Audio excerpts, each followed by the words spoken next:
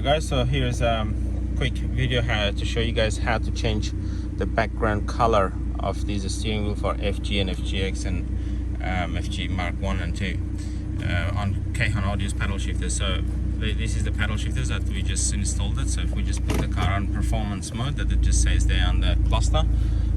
So 1, 2, 1, 2, as you guys can see.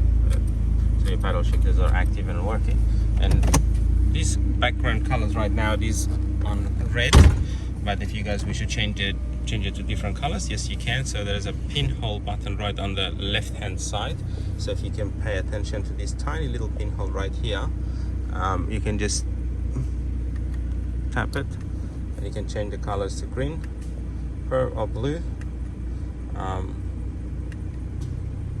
So there's several different colors.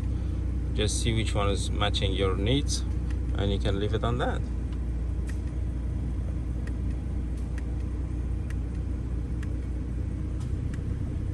Thank you guys.